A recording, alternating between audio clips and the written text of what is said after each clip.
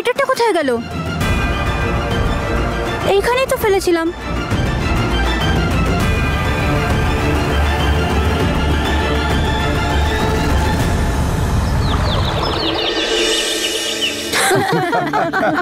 কি ব্যাপার দাদা, সবাইকে খুব খুশি মনে হচ্ছে।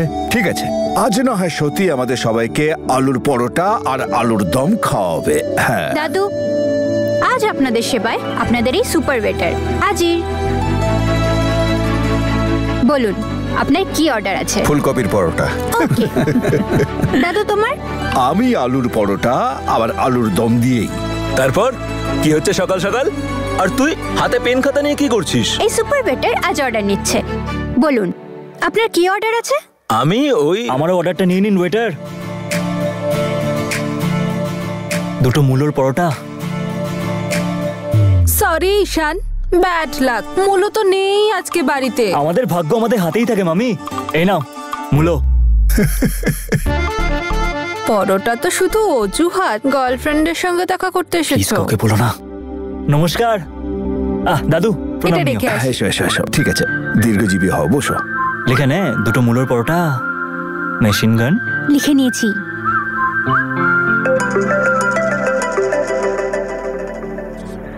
দাঁড়াও, কি ফোন করেছে দেখি। হ্যাঁ ঠিকই বলেছো তুমি। আচ্ছা শোনো, মূলো তো ধুয়ে এনেছি, কিন্তু এটাকে কোড়াবে কে? আমি।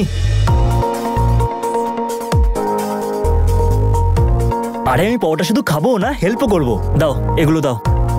হ্যাঁ আসলে এগুলো শিখলে কোথা থেকে? ঠাম্মার কাছ থেকে। 5 বছর ছিলাম ঠাম্মার সাথে, তো ব্যাস ওনাকে হেল্প করতে করতে আমিও শিখে নিয়েছি। খুব ভালো। ওনার হাতের রান্না অসাধারণ ছিল। কি ভালো পরোটা বানাতো। খাবারে ভালোবাসার ছোঁয়া থাকলে টেস্টই বদলে যায়। আমিও মাম্মার হাতের তৈরি পরোটার স্বাদ কোনোদিন ভুলতে পারবো না। এই হলো তোমার পরোটা, আর এটা আমার ঠাম্মির পরোটা। যা বলেছিস, তনুর হাতে যেন জাদু ছিল। বাসমতি চালের যা খিচুড়ি করতো না, আহা, আজও মুখে লেগে আছে।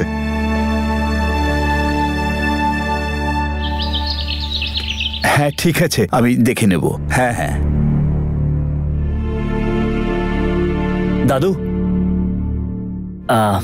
আমার তোমার সাথে একটু কথা ছিল। হ্যাঁ ঠিক আছে, চলো, পরোটা বানাতে বানাতে কথা হবে, চলো। না না দাদু, ওখানে সবার সামনে, অ্যাকচুয়ালি ওই নম্রতার সামনে আমি এটা বলতে পারবো না। এমন কি জরুরি কথা যেটা ওর সামনেও বলা যাবে না? অ্যাকচুয়ালি বীর আঙ্কেল আর তনু আন্টির ব্যাপারে কথাটা।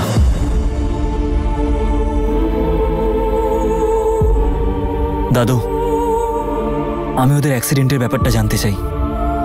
আমি শুধু এটাই জানতে চাই যে ওদের অ্যাক্সিডেন্টের পর এখানে তো পুলিশ নিশ্চয়ই এসেছিল, কিছু না কিছু ইনভেস্টিগেশন তো হয়েছে, তার থেকে কিছু না কিছু অন্তত জানা গেছে যে ওটা অ্যাক্সিডেন্ট ছিল না, কারোর পরিকল্পনা। আই নিড ইউর হেল্প দাদু, প্লিজ। উপরওয়ালা জানে বাবা, যা কিছু হয়েছে সেদিন আমাদের কাছে দুঃস্বপ্ন ছাড়া কিচ্ছু নয়। ওই অ্যাক্সিডেন্টের ফলে আমরা সব হারিয়েছি, সব শেষ হয়ে গেছে। অনেক দিন পর্যন্ত বুঝতেই পারিনি যে ঘটলো কি। হৃদয়, বুদ্ধি, মন সব স্থবির হয়ে গিয়েছিল, জ্ঞান হারার মতো কাটিয়েছি। ওই দুটো বাচ্চার মুখ দেখে আমাদের সব ভুলতে হয়েছে। পুলিশও এসেছে কয়েকবার, কিন্তু ওই কেসটা তো তোমার বাবাই দেখছিলেন। হ্যাঁ, পরে একজন নতুন সাব ইন্সপেক্টর এসেছিলেন, উনি কি যেন নাম ছিল ওনার। হ্যাঁ, উনি ইন্সপেক্টর সিং। উনিও 2-1 বার এখানে এসে জিজ্ঞাসাবাদ করেছিলেন, কিন্তু নতুন কিছু সামনে আসেনি, আর কেস বন্ধ হয়ে যায়। আমাদের কাছে ওই কেসের থেকেও জরুরি ছিল ওই বাচ্চা দুটির জীবন, যাদের আমাদের মানুষ করতে হতো। আর তাই নিজেদের কষ্ট বুকে চেপে রেখে মন থেকে সব সরিয়ে দিয়েছি। দাদু, I am really very sorry.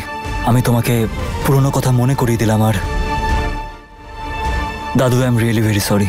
আমি তোমাকে পুরনো কথা মনে করিয়ে দিলাম। আর কোনো ব্যাপার নয়, কিন্তু তুমি এইসব জানতে চাইছো কেন হঠাৎ করে?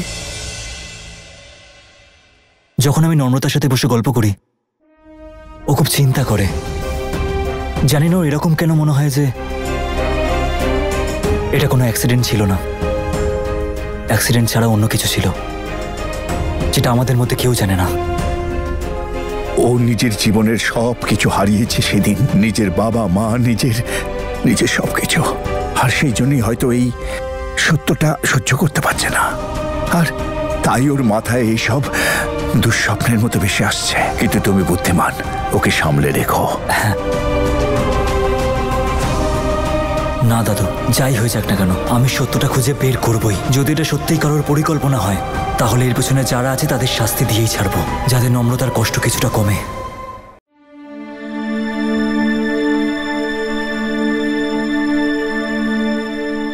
ওখানে তো পরোটা তৈরি হচ্ছে, আর তোমরা এখানে কি খিচুড়ি তৈরি করছো? ওই তো আমরা দুজন শুধুমাত্র।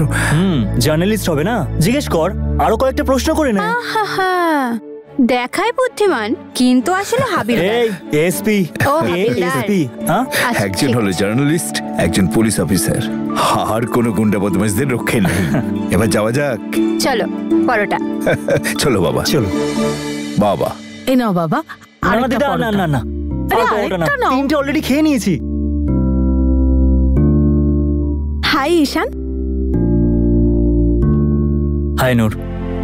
নূর, তুই কোথায় যাচ্ছিস? কলেজে যাচ্ছি।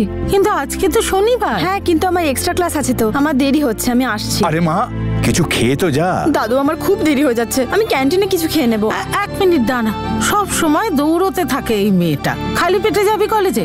এই নে, বাসে খেয়ে নিস। ওকে। সাবধানে যাস। আরে কি সুন্দর লাগছে তোকে। চল, লাইব্রেরিতে ড্রপ করে দিবি। আজকে আমি তোকে কোথাও ড্রপ করতে পারবো না। আজ সারাদিনটা তুই আমার সাথে থাকবি। আজকে তোকে একটা স্পেশাল জায়গায় নিয়ে যাব। কোথায়? নম্রতা মা,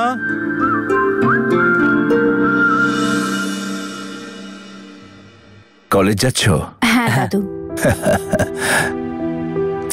সাবধানে।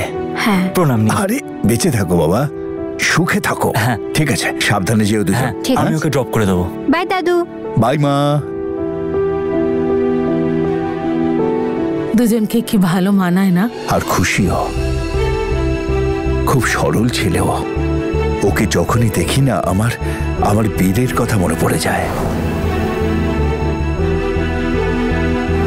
ঠিক বলেছ তুমি। আমি ওর দৃষ্টিতে সত্যিকারের ভালোবাসা দেখেছি। আমি খুব খুশি নম্রতা নিজের জন্য এত ভালো ছেলে বেঁচেছে। আমার তো শুধু নূরকে নিয়ে চিন্তা। উপরওয়ালার দয়ে ও যেন ভালো জীবন সঙ্গী পায়।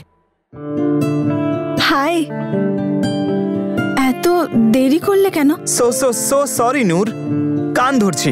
রাস্তায় এত ট্রাফিক ছিল যে কি বলবো, ক্ষমা করে দাও প্লিজ। No problem. সেদিন আমি কফি ডেটে তোমাকে ওয়েট করিয়েছিলাম, আর আজকে আমি তোমার জন্য ওয়েট করলাম। শোধবোধ হয়ে গেল তো? আচ্ছা, তুমি এখানে কেন বসে আছো? ভেতরে কেন গেলে না? আমি ভিতরে গেছিলাম, কিন্তু সব টেবিল দেখলাম ফুল। ওরা বললো 1-1.5 ঘন্টা তো লাগবেই। হোয়াট? তুমি এখানেই দাঁড়াও, আমি দেখে আসছি। I need a table right now. Sorry sir, waiting চলছে। তুমি জানো আমার বাবা কে? সরি স্যার, এক্ষুনি টেবিল অ্যারেঞ্জ করছি। Do it fast. ওয়াও, ছেলেটার মধ্যে ব্যাপার আছে, টাকাও আছে আর ক্ষমতাও। কাম নূর, লেটস গো ইনসাইড। উফ, দারুণ ব্যাপার। আই এম শিওর নম্রতার ঈশানেরও এত ক্ষমতা নেই। দেখছি আজকাল তোর সাহস খুব বেড়েছে। কেন? আমি কি করলাম? কখনো পরোটার অজুহাতে, কখনো অন্য কোনো অজুহাতে বাড়িতে চলে আসছিস। ব্যাপারটা কি? দেখ, আমি আমার লাইফে ক্লিয়ার যে আমি কি চাই। কি চাই? তোকে চাই, আর তোর জন্য ইম্পর্টেন্ট কি? তোর ফ্যামিলি। তাই মূলত আনতেই হবে, পরোটা তো বানাতেই হবে, আর খাওয়াতেও হবে। এই যে, এত খুশি হবারও দরকার নেই। এত বাজে বকলে না, পালিয়ে যাবো অন্য কারোর সাথে। ওই বলেছিলাম না, তুই যতই জোরে দৌড়াস আমি ঠিক তোকে ধরে নেব। दिन है तू